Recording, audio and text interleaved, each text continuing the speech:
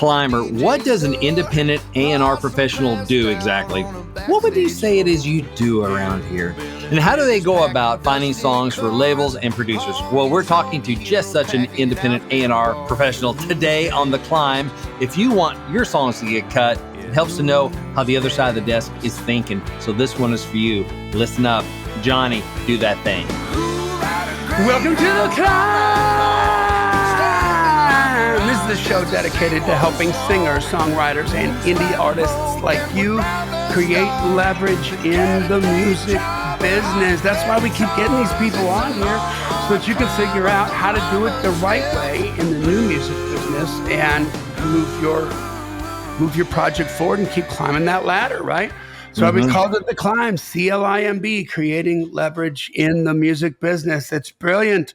It's a backstream for my good friend and host, Mr. Brent Baxter, who's an award-winning hit songwriter with cuts by Alan Jackson, Randy Travis, Lady A, Joe Nichols. He's got number ones in Southern Gospel. He's got top tens in Texas radio, in Australian radio, and he's one hell of a model American. But you don't care about any of that. What you care about is how's he going to help me? What have you done for me lately? And what he does is he helps songwriters like you turn pro by revealing how you write like a pro, do business like a pro, and then every quarter he's going to give you an opportunity to create a relationship with the pro that can help you advance your career. You can find Brent very easily at songwritingpro.com. And I would like to introduce you to my co-host, Johnny Dwinell. Johnny owns Daredevil Production. They're breaking artists digitally by identifying new fans through data. So if you're an artist looking to increase your streams, blow up your video views, sell more live show tickets, and get discovered by new fans, TV, and music industry pros, then Daredevil Production can help. Daredevil has worked with multi-platinum artists like Colin Ray, Tracy Lawrence, Ty Herndon, and Andy Griggs, just to name a few. You can find Johnny at daredevilproduction.com. That is production, singular, no S. And there's no S because there is no other Johnny D. Hey, man. Hey, man. Good to see you again. Good to see you, too. Love this interview with Steve Bloch. Yes. He's one of my favorite humans. Man, I appreciate Steve Bloch because he listens to my songs. Yeah. You want to get on the songwriter's good side, just listen. Listen when we pitch. Thank you, brother. I appreciate that. Yeah, it's such a good interview, and I love that. Like there was some Climber songs on his radar. That's right. Which we'd be super proud that you'll find in this, and yeah, man. Like what he's doing, who he's looking out for, and how that works for him is pretty interesting. He has a set of ears. Right? Yeah, he does. He does. Well, before we get into that, let's take care of a little business, man. We want to get you to join the Climb community on Facebook. Just search for in groups on Facebook for the Climb community. You have to ask to be let in. You got to answer 3 questions. That way, we're reasonably sure that you're not some kind of a bot or some kind of salesperson, because we protect our community with a vengeance. And we roadhouse the people who are in there doing wrong things. This is a community of singers, songwriters, indie artists, indie musicians. And this is where you can ask questions and get answers like immediately. And it keeps growing and it's active, which we like. So right. We would love for you to be a part of it, guys. And listen, you get to share everything and get support from this peer group that you have. On Mondays, we have New Music Monday. So as a comment on New Music Monday, you leave your song, leave a link to your video, leave a link to that song that you just released, or tell us about the one that's coming out. Either way, we're going to love on you. On Thursday, tell us about your gigs. There's a gig alert post on Thursday. Put it as a comment there because everybody knows where to look. And that's where they know where to find the love. You're not going to find love posting this stuff in the feed. Okay, that's wrong. But you can post any questions that you want in a feed, as long as it's not, have you heard my new song? Like that's right. It's not for promotion. But what's really cool is every Wednesday we have the New Heights post where we just talk about wins, and we share those on the podcast. So what do we got for this Wednesday? That's right. So climber Taylor Hughes says, on my first Texas tour, and it's been amazing. Already planning my next one. So congrats, Taylor Hughes. And we also have climber. Oh, wasp flew right by my face. All right. And we also had a climber, Burnett Music, says, I have a new single out. It's a cover of my favorite Patty Griffin song. So Burdett has a link to that, which is perfectly appropriate in this context. So congrats, Burdett Music. Congrats, Taylor Hughes. And congrats to that wasp that did not sting my face as it flew by. That's my win for the week. Burdett Music. Congrats, Taylor Hughes. Good job, y'all. Well, it was on my shirt for a little bit while we were recording. I'm just checking it, looking, and just going, as long as it didn't climb up, I'm just going to get through this. And then it just like flew up past my face. Okay. Moment for me. Thank you. Well, make sure you crush that thing. So you don't need that thing inside. He's going to die. His days are numbered. Yeah, exactly. Well, anyway, this was a great interview with Bloch. And I've known him for a little bit now since I did some promotional content that I shot for Scott Shawn White. And for his, I just shot it. I didn't promote it, but I just shot some content for him. And it was actually at Steve's house, which is where Scott stays when he comes into town. So got to hang out with Steve and get to know him a little bit there. And, super interesting cat. And really liked what he had to say, man. I thought he shared a lot in this interview, which is, fascinating. I mean, he's a private for-hire A&R person that works for a couple big names in town. And that's right. And I love that. Once again, you got to hear it to hear who's a part of that song that he's now working, because it's a climber song and we're so proud of it. So anyway, let's get right to it. Let's go. Today's guest is a creative consultant, publisher, and song plugger who's been listening to music in Nashville for over 2 decades and is known for having a great and honest ear. He is the founder of Southern Cal Music and Writer's Own Music. As an independent music publisher, he represents pro songwriter Scott Shawn White, a friend of the show. As an independent A&R consultant, he listens for Doug Johnson, who is the creative head of Black River Entertainment, whose artists include Kelsey Ballerini, Marin Taylor, Scott Hastings, and Pryor Baird. He also A&Rs for hit producer Kent Wells for projects ranging from Dolly Parton to Tanya Tucker. Cool freaking stuff. Steve Bloch, welcome to the Climb. Welcome. Thank you. Yes, I love that. So see, I didn't know this about you, Steve. Like I learned, like, we got so many mutual friends. I just saw Kent last night at over at 3rd and Lindsley. Yeah, I've known him for a while. Like he's a good dude.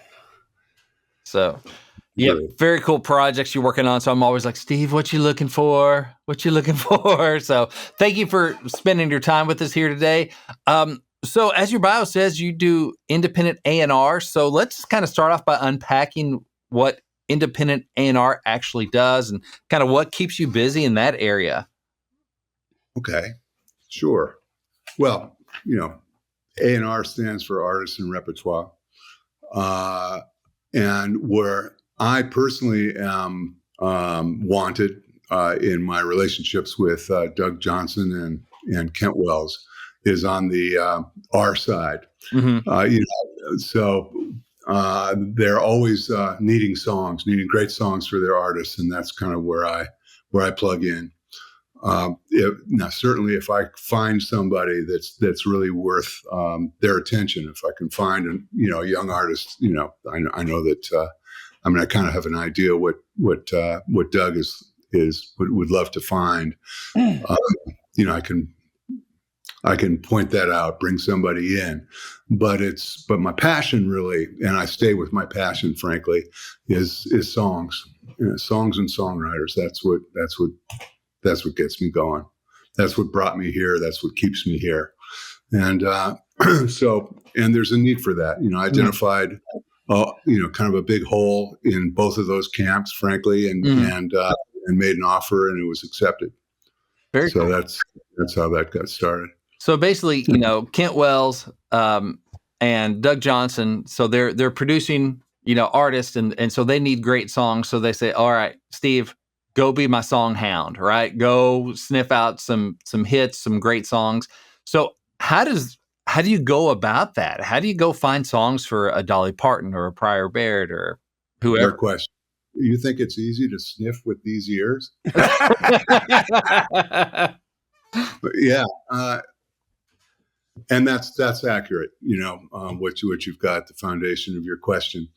So there's lots of ways I find songs. I mean, even what you said at the outset, Brent, is get a call. Who are you looking for? There's enough of a percentage of very, very capable songwriters and publishers in town who are aware that this is something that I do. So it could be said in that sense that I don't find songs find me.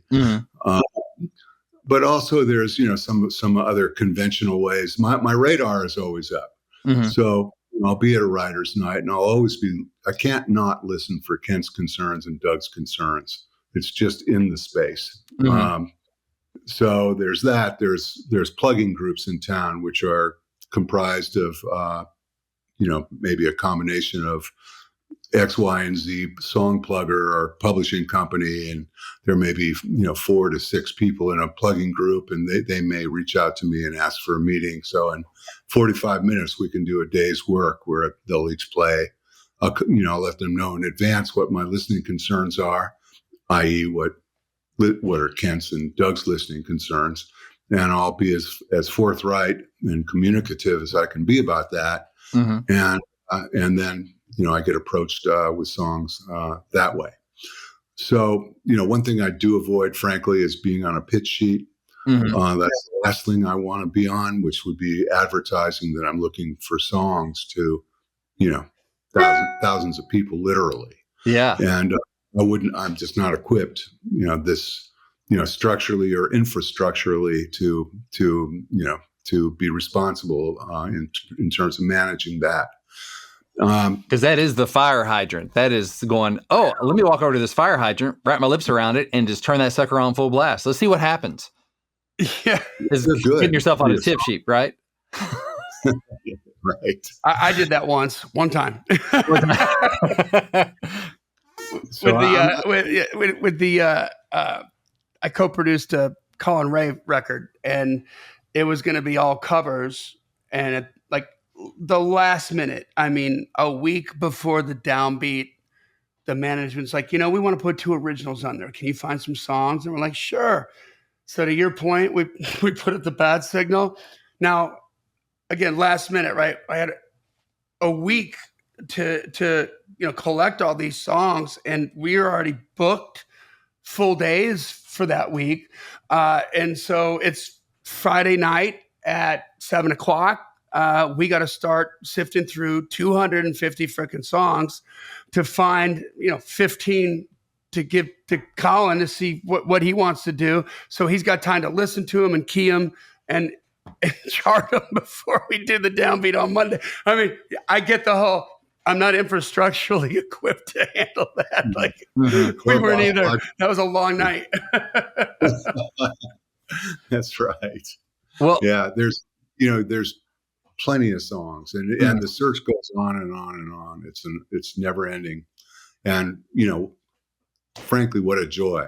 I'm the luckiest guy on the planet as far as I'm concerned. So I don't get tired of, I'm an anomaly in this town in that I don't write, play, or sing. So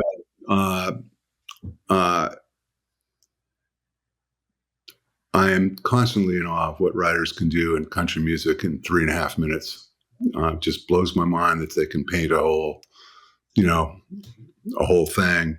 Create a little movie, and it was the story song and the visual lyrics that brought me from the West Coast to here, and I've been here about 30 years now. But that, to me, when it's done right, it's true American literature. Nothing short of that. That's Agreed. awesome. Yeah. So can I ask you? Hold on. Let me ask you a question. No, you hold on, Johnny. You hold on. When Doug reaches out, he's like, "Hey, I'm looking for songs for this artist." Is there a checklist that you go down either in your mind or literally where you're a checklist that will provide you a North Star for that artist? Like, in terms of branding and it could be the greatest song in the world, but if it's not the right song for that artist, or if it doesn't fit the brand of that artist, it's not worth pitching to them, right? Like, where's your compass on that? How do you, because you really, from this hole that you fill, as you said, you're helping craft the sound of that artist, aren't you? Well, let me just say that Doug, and you guys know Kent. Those are the two hardest working guys I know. Yeah. So, whatever I say, that my radar's out, so's theirs. Sure. And they're always listening. And one is a little more accessible than the other as far as things like taking meetings. But what I do, I can sort of clear the table so that Doug can be behind, or Kent in particular can be behind the board and be doing what he does. But it's a really good question. There's whatever I say from here on in is in an most case scenario kind of a thing. Mm-hmm. So I'm being general when I say this, but specifically, I look at my job in some ways. I have to impress Doug Johnson. Doug Johnson wrote 3 Wooden Crosses. You need that.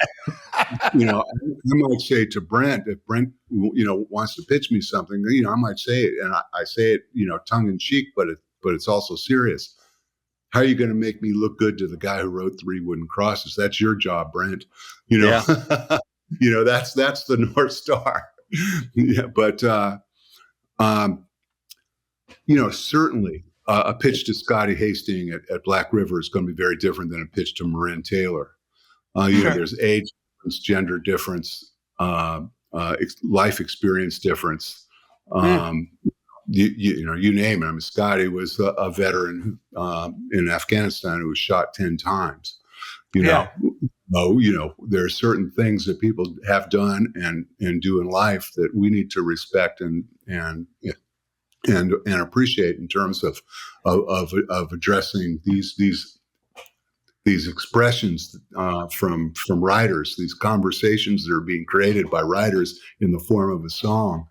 I try to get to know the artist well, whereas Marin is young and comes from a rural background, so a rather conservative background, and there was a certain innocence that needed to be honored. And she's 20 and growing up, so there's obviously different concerns. However, having said that, and I really do need to know, there's going to be some things. Let me just say this. Sometimes I'll bring in a song, because I go for home runs, though. That's what I'm trying to point out here. Mm-hmm. I'm really going for the long ball. I mean, Doug is a great writer. Kent's a good writer. I have to bring in things that they wish that they had thought to have written, mm-hmm. or, ideas that they wish they had.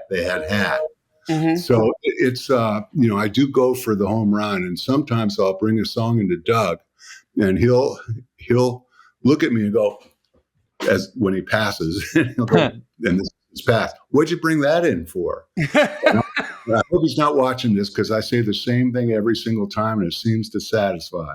I say, well, Doug, you don't need me for doubles. You don't even need me for triples. You need me for home runs. And when you take a big swing and you miss, there's a big whoosh. Yeah. Mm-hmm. He goes, you're right. What else you got? Man, that is so... too many times. Yeah. That is so important. I mean, yeah, they don't need my B-level songs, a bass hit. People can do that themselves. Doug's got 3 drawers full of just his own stuff that is really good, because he's a great writer. It's like they're looking for the single, they're looking for the big swing, and yeah, big swings miss big, but when they hit, they connect big. And I think some writers get too scared of oh, but what if this misses? That may not be they're worried about why someone may say no instead of why somebody may say yes. And we got to focus on why would somebody say yes, not going, well, there might be a reason for no here. No's, yeah, that's right. You can learn from a no. And as doing what I do, I've had to learn, and I tell younger pluggers this and people in the industry, lose the word rejection. It's not useful. You're not being rejected. And the song isn't even being, it's being, yes and no are types of promises. When somebody says no to you, the way I've learned to listen to it is, Steve, we still honor and respect you and promise not to advance the life of this particular song for this particular artist at this particular record label at this particular time in our country's history. And I say thank you. I freaking love that. That's great. I love that. And then sometime, then I'll go back and I'll look at, why the no. It could be like what you said. It just may not be the right song for that person. But you know what? Guess what? When I'm pitching a song, I look at the other's body reaction to the thing. Sometimes they really like the songs I bring way more often than the ones they don't. They just can't use them often, but I'll watch. And if I see something I have when I keep a pitch, a pitch log on everything I pitch, and I have a designation, the obvious ones, K for keep, P for pass. But I have one called B, which is back.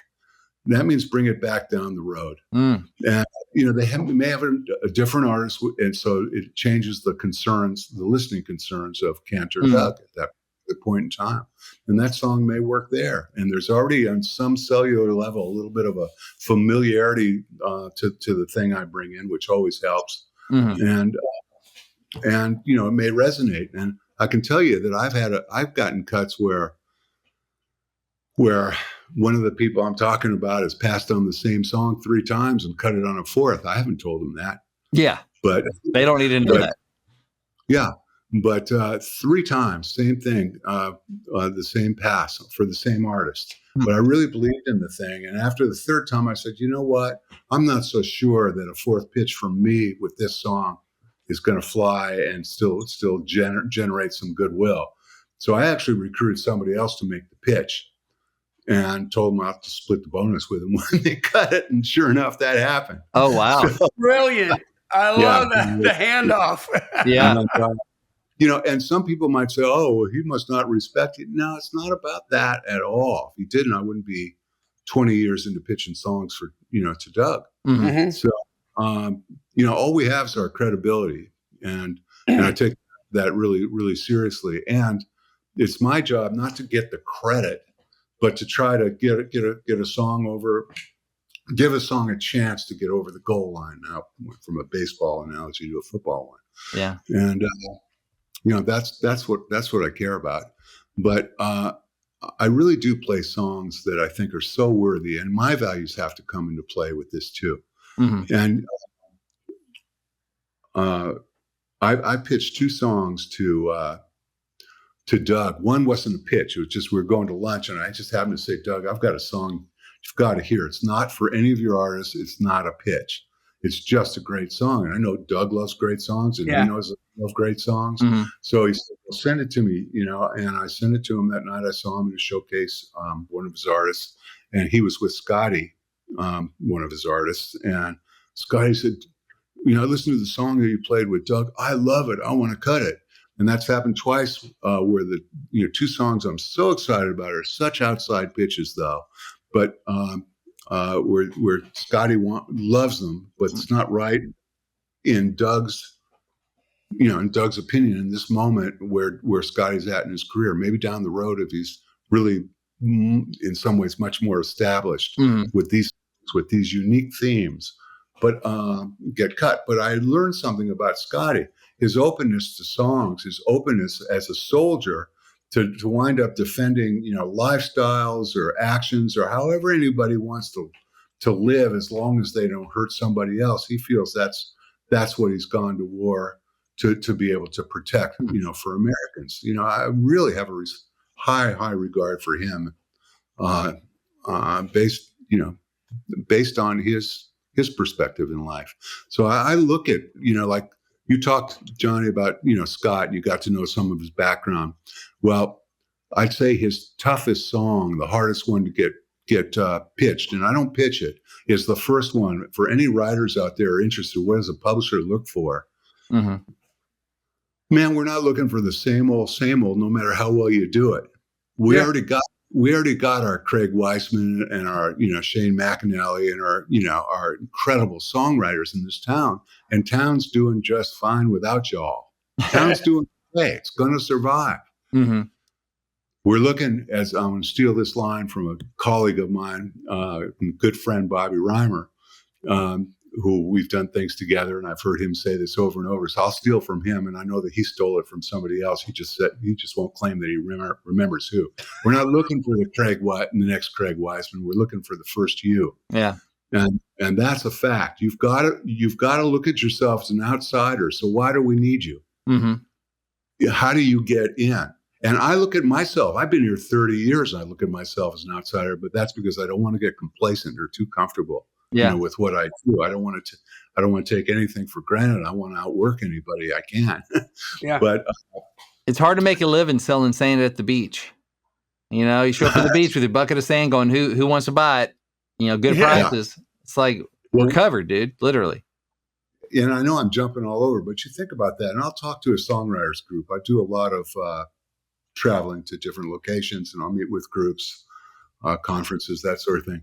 And I say to writers, you got, be in front of the room. The agenda may be that they'll all play one song, and publicly I'll give my 2 cents, and I'll say, think about what you guys are asking people to do. You're asking people to drop whatever they're doing for 3.5 minutes of their valuable time. Mm-hmm. They could be doing anything. 100 different things that are important to them. And you're saying, please stop what you're doing. Listen to give me your 3.5 minutes. Mm-hmm. Think of the arrogance in that, because you've got something that'll make their lives better. Yeah. Mm-hmm. And that your standard better be that you're respecting the generosity of their time, and how you're going to fill that time and change a life. I'm not kidding. That's the standard. Mm-hmm. So you've got that time, and I said, look at your arrogance. I said, but you know what? I'm in awe of you because you're willing to take that stand. Mm-hmm. But choose carefully. Take the stand when it's appropriate and have the goods. And I'm in awe that you're willing to take that stand. And I hope you're right. I really, truly do hope you're right. Yeah, mm-hmm. You want to hear great songs. Yeah, we're in the business of optimism. Even though it doesn't seem like it, you might get, 5 cuts every, 1,000 songs that you write. Mm-hmm. But we're in the business of optimism. We're always hoping that we're going to find that thing, and it's out there. Yeah, and that's the game we get to play. And it's not a perfect science. It's a game of guessing. It's a speculation game. Mm-hmm. And the way that Doug's actually trained me to listen. One time he said to me early on, I did it. I did A&R for him at Giant Records, independent A&R, and then he went to Curb, and then after about 5 years there, I brought him a song that he fell over for Hank Jr. that he was producing Hank Jr. and that's when I made the offer. I said, I can still identify a hit song, right, Doug? And he said, yeah. And that's when I said, hey, how about I start listening independent for you? I mean, when I say independent A&R at Giant, we were under the auspices of Warner, and that's where I got my paycheck from. But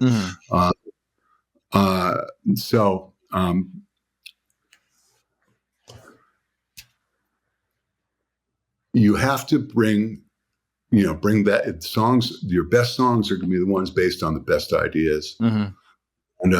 And what I started to say about Scott and his background, he had a very tough upbringing. And I think I'm not going to be out of school by saying that I think I know I have his permission because I've done this before. His first song that he presented me was a song I can't get pitched. It's called Call It Even. And the first line is, my daddy hit my mama on more than one occasion, but he also saved my ass a time or two. And the beginning of the second, and he shows then he, as a great writer, then he grounds that assessment, as I say, sort of in English. He makes this line up at the beginning of the song, and then he'll show how that is true and authentic. Verse: my mama hit the bottle till the bottle hit her back. It's the only fight she ever lost. Wow. And she had issues there that were life and death issues there. So I cringed the first time that I heard that opening line, because that's not in my experience, in my family. Yeah. But then I listened again, and I garnered so much respect for Scott for being so authentic to his history and being willing to express it. And it took him years to write that song, pitch that song. But songs have different purposes. Yeah. It attracted me as a publisher for me to say, please play some other things for me. And it also threw us into a relationship of something other than superficiality. We didn't have to go through these, where'd you go to school? None of that stuff. Because we started deep together, connecting at the heart. And, how could you not with that line? Yeah. Yeah. And we're talking about Scott Shawn White here, y'all. Yeah. Yeah. And this whole thing isn't about, I don't have to share the experiences of what Scott was portraying in his song to be able to share the emotion of the experience. Right. That's key. But I look for in songs, histories, values primarily, and visions for the future. And it's not a trivial thing to me. It's a very serious thing and a very affirming and enriching thing. Well, and so let me say about that song of Scott's, where I say it was a calling card, not only for me, but I've used it as a calling card to get him into writing with Doug. Every trip that Scott makes, he lives in Texas. He's here every other week. I use it as a calling. I use it as a calling card to get him to write with his songwriting hero, Tony Lane. That song has been very functional for us. So. I think that's so many things. One sec. Scott, I've given him 3-4 words of advice is what he would say, because a writer came to me and said, Scott Shawn White said this about you. And it's, write shit that matters. Otherwise, we're wasting our time. That's the way I look at it, That's awesome. So I just want to highlight a couple things here. So one, that song, Call It Even, is not one that you immediately think, that's because people are always wondering, what should I bring to someone in your position, a publisher, an A&R person, whatever. Like, it's first me, what should I bring? Should I bring the thing that I think is just like right down the middle? It's sand to the beach. It's like, this feels like a Craig Wiseman or a Shane McAnally thing, feels like radio. Or, well, there's this thing I love that really is me, but I don't know who'd ever do it. Sounds like bring me the thing that is you. Like, bring the thing that is you, that is, lets them know that you're a writer with something to say. Tim Hunzy, I asked him what he looks for in a writer. He's like, somebody that has something to say, right? And so I think that's so important to go, I can't pitch this thing, but wow, there's a writer sitting across the desk for me. And that's really what you're looking for at the end of the day, is not just a song, but you're looking for the goose that can lay these eggs, not just the eggs, right? So when I'm in the capacity of a song plugger, maybe pitching some Scott songs or Greg Wilson songs over at Cap, at Universal, whatever, I gauge the success of my meeting with not how many songs get kept, by the way. I gauge it with, do I get the next meeting? The way you get the next meeting is by and I also hold it that I don't represent these songs. These songs represent me.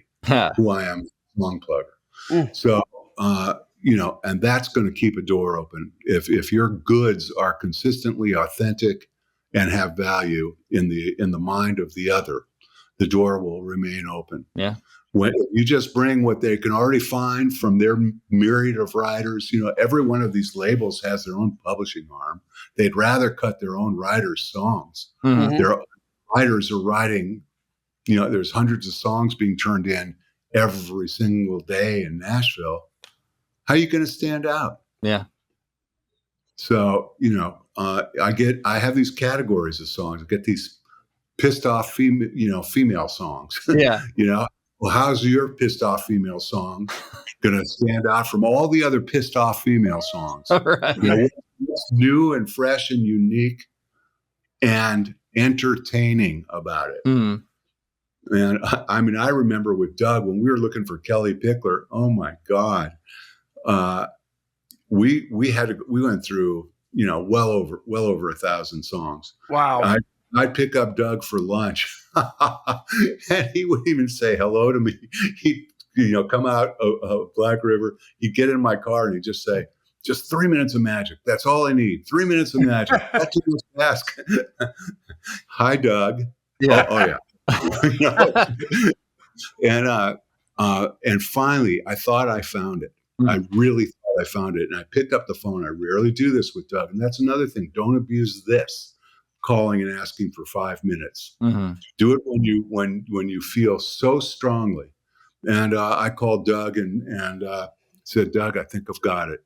He didn't say what's it called. He said, who wrote it? And I told him, and he guessed the song. He'd already beat me to the punch, because that's Doug. Yeah. And he couldn't get it. And it was a song where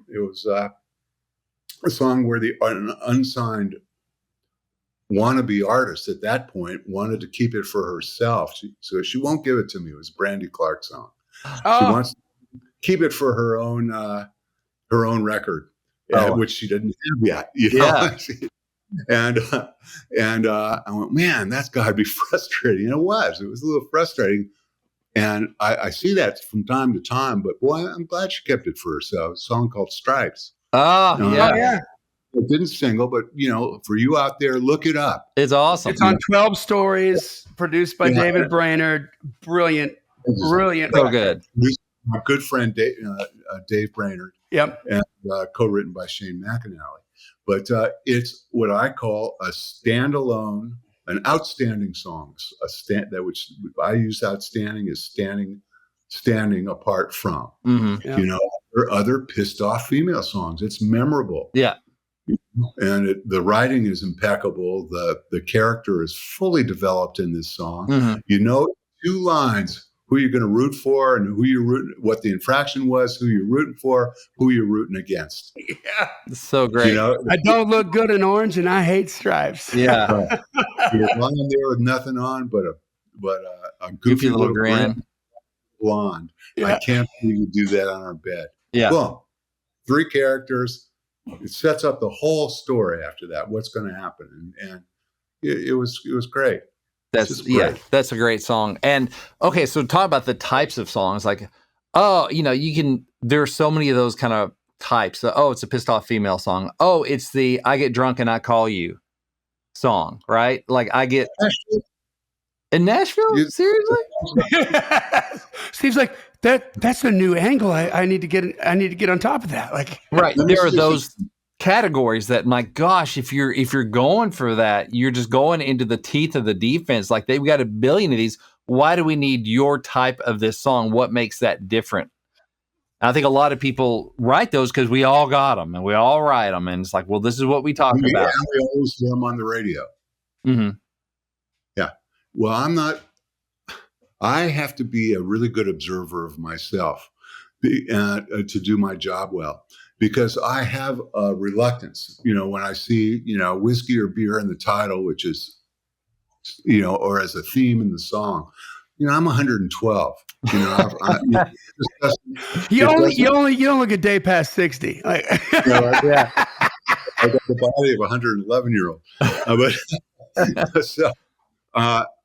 I'm not, the theme may not resonate with me, and I may not be the best. I may not be the best messenger for that song. There are other pluggers that it might be more authentic for them to pitch certain things than for me to pitch certain things. Mm-hmm. I try to be aware of that, but I also try not to let my own prejudices, because that's called prejudging, get in the way of my customer, Doug and Kent. Mm-hmm. Mm-hmm. So sometimes, another example might be, sanctimonious grandpa songs. It's something that kind of bugs me, Grandpa built this house on a foundation of love. Yeah, slapping grandpa or something. Yeah. But I mean, it's just it's almost a genre in itself. Saint Grandpa. Yeah. So you know what I do?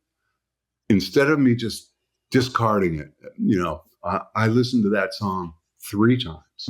I work harder than anybody else. I would listen 3 times so I can get beyond my prejudgment of it, and I can give the writer what he deserves, a fair listen. And my ultimate customer, Kent and Doug, a fair listen, so I can get beyond my prejudice and take it and listen to it for what it is. That actually freshens my ears up and makes me a little more objective. And objective is just a word. There's no such thing as objective. It's a goal. You try to be as objective. A more perfect union. A more objective. Right. But it's super important to point out that when you get one of these kind of category songs, you do kind of start off in the hole because you're like, oh my gosh, I've heard so many of these. This is the 8th one today, and I've heard some great ones. We got 2 of them on the hold. The artist has written 5 of them himself.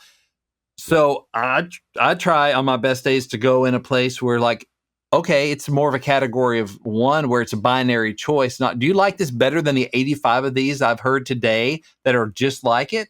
Or is this just a like, oh, that's kind of like it's a standalone. It's a binary. It's a yes or no. I love it or I don't. But I'm not competing so much with the 85,000 like it. Now that's really hard to do, and most days I don't do that. But that's a great place to look at when you're pitching songs. Go, yeah, but I get drunk and I call my ex. This is like, but this is just a little bit better. It's like, oh, it's still you're going to start off in the hole because you're like, oh, it's one of those. If you start off with, oh, it's one of those, it's, as Blade says, somebody's always trying to ice skate uphill, right? Well, I mean, there's the grandpa songs, and I'm about to say this, but I'm not sure if it's a dad or if it's a grandpa, but then there's, Bible on 44, right? Yeah. Totally different way to say that. Yeah. And,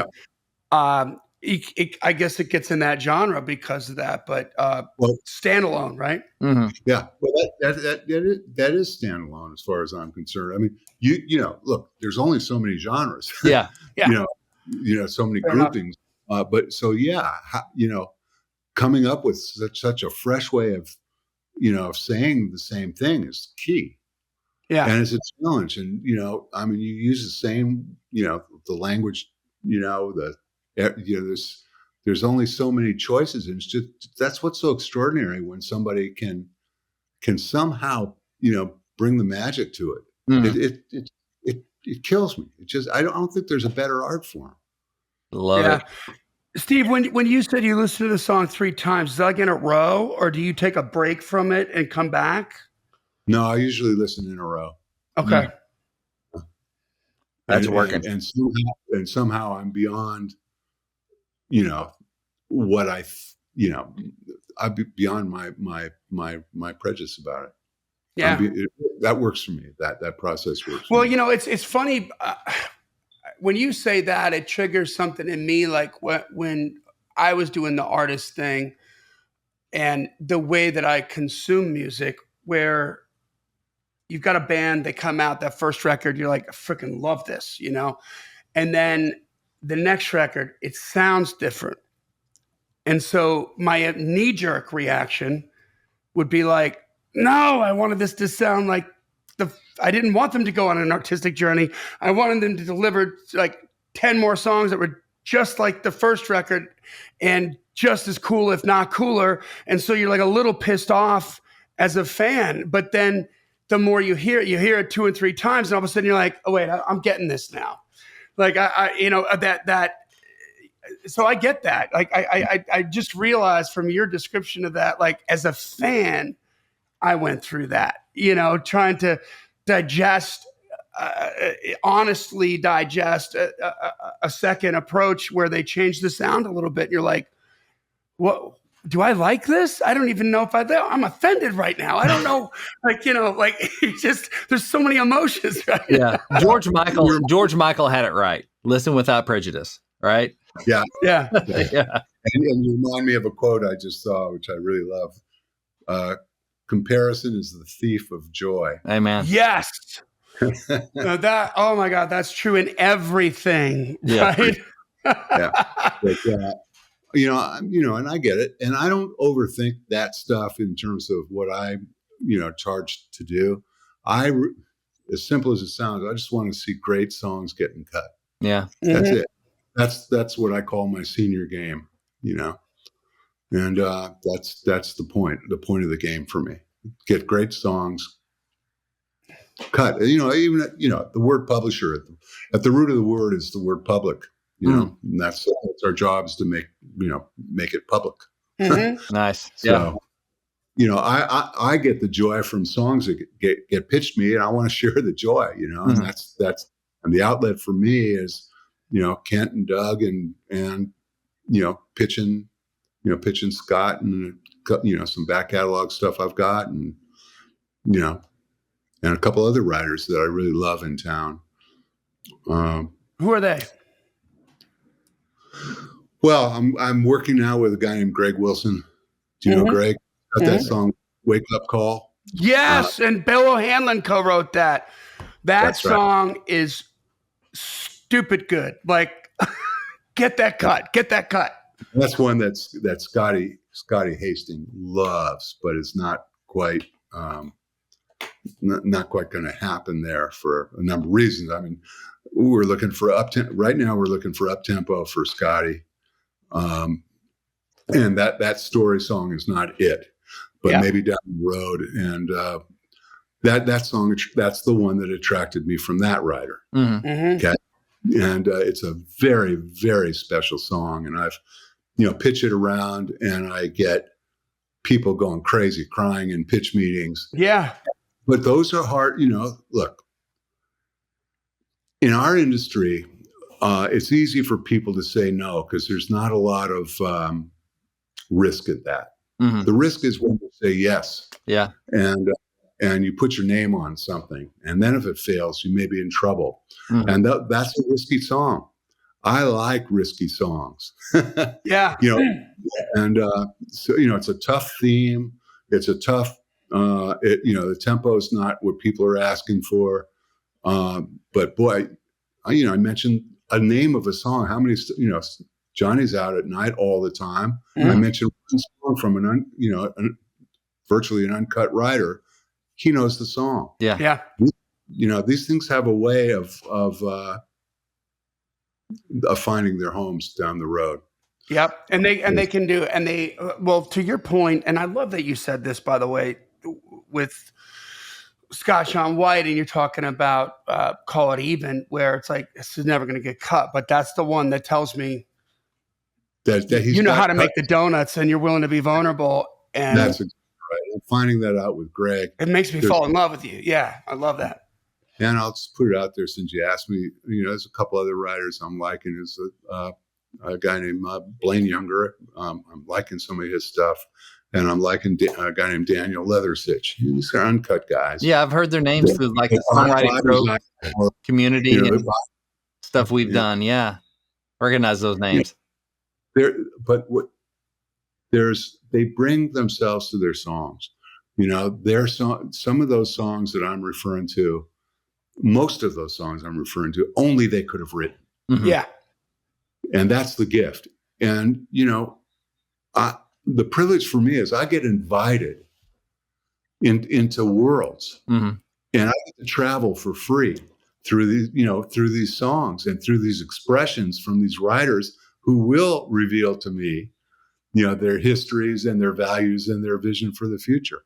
What a joy. Yeah. And it's one of the few industries where I'm, at my age, can actually be close friends with people at 25 years old. The other, job, spaces, offer those types of possibilities. So, and also I'm a, West Coast, I'll say it, a West Coast liberal Jewish guy. There you go. and I'm here, in country music in Nashville. Some of my friends think I'm a nut. But they don't know. They, they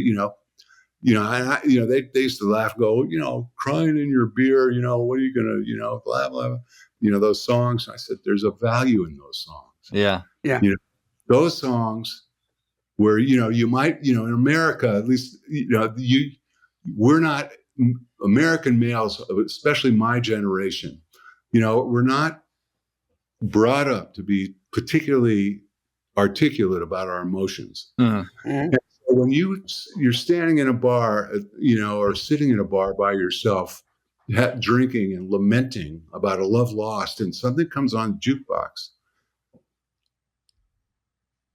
you have the opportunity of not having to feel alone because somebody understands and is going through the same thing. Mm-hmm. Yes. And you get to realize, gee, somebody gets it. I'm a member of this club called human being. Yeah. That's life transformational in a moment in time. Yeah. When we have all these things going on that we don't like in our culture, it's so often by people who don't get to feel connected to another human being. Mm-hmm. So what we do is not a trivial thing. It's important. It can change lives. And I look for the contribution in every single song. Can I tell you that what we're talking about right here, and an artist and a writer that we referenced before, changed my life forever. I'm about to get married in 6 weeks. And that, when I first started talking with this woman, she was fresh off relatively fresh off of a divorce that was a long time coming. But, in that moment of her journey, of her life, very insecure. And we started talking, and I could tell once she was getting to know me, because I've got an edge a little bit, and she's getting a little nervous about it. And to this day, we still communicate a lot through songs. When she's gone, I'll send her certain songs that could have to do with anything, a conversation we had or love or whatever. But Brandy Clark, 12 Stories, the song Hold My Hand. Hold My Hand, right? When I heard that song, I was like, I felt, as somebody who doesn't have any older sisters, I've got younger sisters, but they're more than 4 years. I've learned through my therapy in life that that means I don't know anything about women, right? Like, because they weren't in my social circles, I wasn't experiencing the way they process information and the way they deal with things emotionally. And when I heard that song, I just like, this is an X-ray machine into the mind of how a woman thinks. Like, holy crap, like what? And so I played her that song. She wept instantly. And it created that connection where she trusted me enough to go a little bit farther, and gave me the chance to get in the door and really, and it was that song, Steve. Like, so, I mean, I'm getting all torn up talking about it, man. It's amazing. Great song. Mark Stephen Jones wrote that with Brandy, and he also happened to be the guy who wrote the song I brought to Doug at Curb, called Red, White, and Pink Slip Blues for Hank Jr. For 20 years. I remember that. Yeah, I remember that song. Yeah. So, yeah. That's awesome. And I'm so stoked to hear too that you're behind that you're working Wake Up Call. Yeah, that's so good. Bill O'Hanlon's a longtime climber, and hey, Bill. Yeah, I've had the honor, and I know Brent has too, of kind of having a front row seat with him. We've known him for a while, and watching him just work his ass off to perfect his craft. And when I heard that song, I was like, dude. Yeah. And in fairness, it was Bill and Greg Wilson, and we should add Michelle Canning. Yeah, three riders. Yeah. So just what a great one. And man, so that's fun. What a cool gig that you have, in the sense that you don't have to give a crap so much about what they want on radio, because you're always looking for the thing that's going to change radio. That's fair. Right? Mm-hmm. I'm looking for great songs. And, there's great and there's perfect. I'd rather have great than perfect. Oh, yeah. Honestly, I'd rather have both. Perfect, I look at it as the craft, and I get a lot of perfect songs, But man, do they hit you right here? By the way, I'm hitting my heart. Yeah. You can't see that. Yeah. So, I'm privileged. I'm one of the lucky guys. Songwriters and songs, that's what I care about. I love it. That's so inspiring. Good. I'm good and fired up. I got to write here in a few minutes. So I'm about to they better buckle up because I'm inspired. Yeah. So thank you so much, Steve, for that.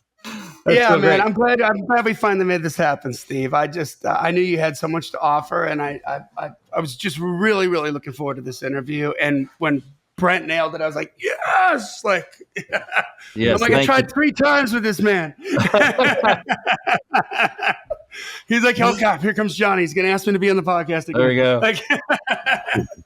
Well, now we can hang. No pressure.